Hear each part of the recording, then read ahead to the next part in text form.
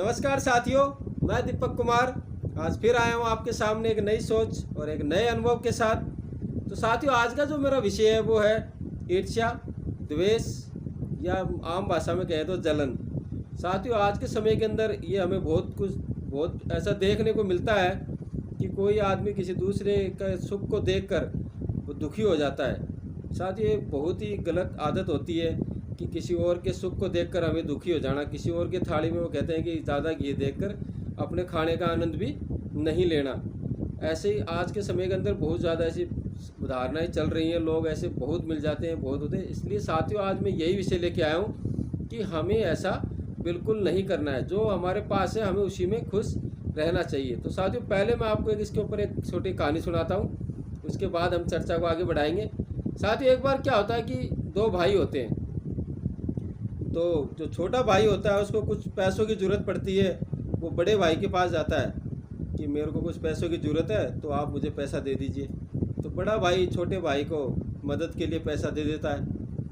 अब छोटा भाई का काम अपना निकल जाता है और वो पैसे वापस देना है तो भूल जाता है, या फिर वो देना नहीं चाहता, वो जो भी है। अब धीरे धीरे समय निकलता है, दोनों भाइयों में बंटवारा हो जाता है। बड़ा भाई सोचता है कि भाई छोटा भाई दे देगा पैसे, कुछ दिनों में दे देगा, जब याद आएंगे, जब होंगे जब दे देगा। जब बंटवारा हो जाता है तो छोटा भाई अपना घर बनाने लग जाता है और वो एक गाड़ी भी ले आता है खरीद के। अब बड़े भाई को ऐसा देख कर जलन हो जाती है कि देख, मेरे पैसे तो दिए नहीं और ये गाड़ी भी ले आया और मकान भी बना रहा है। अब मैं क्या करूं? उसकी रातों की नींद हराम हो गई सोच सोच के, भाई मैं कैसे इसका काम रुकवाऊं, कैसे इसकी टांग पकड़ के इसको फिर से नीचे गिराऊं। ऐसे बड़े भाई को छोटे भाई से जलन हो जाती है और इस जलन के अंदर अंदर ही वो सोच विचार करके सोचता है कि मैं इसके ऊपर केस करूँगा और इसका काम रुकवा दूंगा।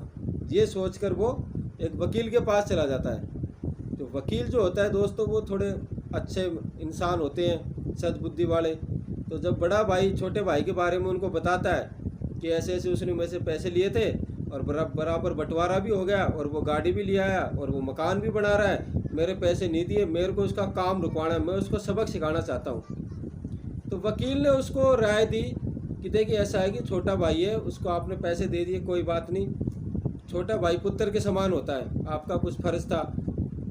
लेकिन आप अगर केस करोगे तो हानि केवल उसी की नहीं होगी, पैसा आपका भी लगेगा।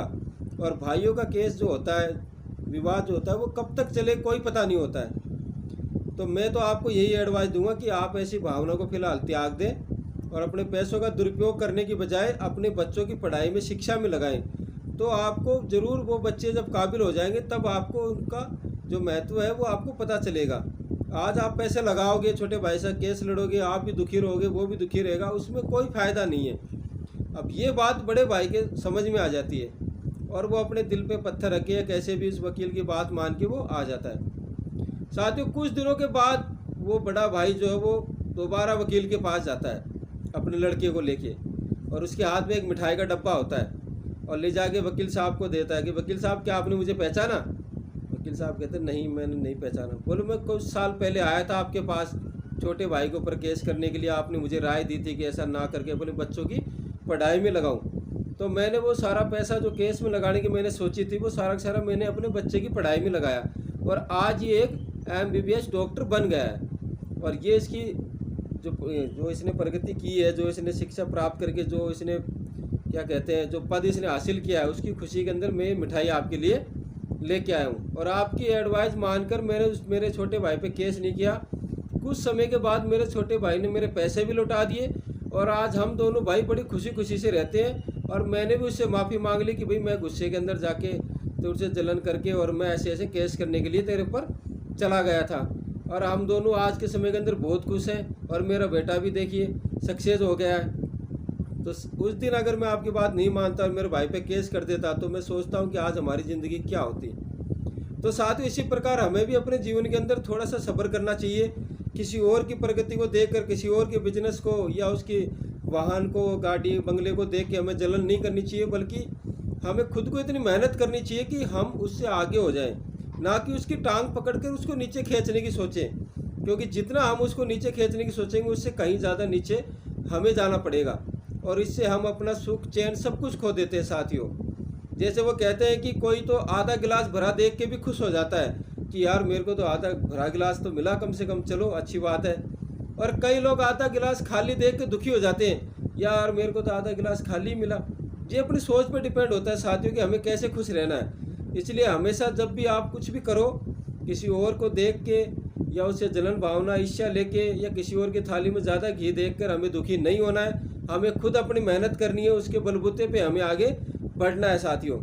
इसलिए आज मेरा आपसे यही निवेदन है कि हम किसी प्रकार की किसी से भी कोई द्वेष भावना ना रखें, किसी प्रकार की कोई जलन की भावना ना रखें, अपनी मेहनत करें, प्रभु के गुण गाएं और सुख शांति से जिएं और जीने दें। तो धन्यवाद साथियों, आज के लिए इतना ही। आगे फिर मिलेंगे एक नई सोच और एक नए विषय के साथ।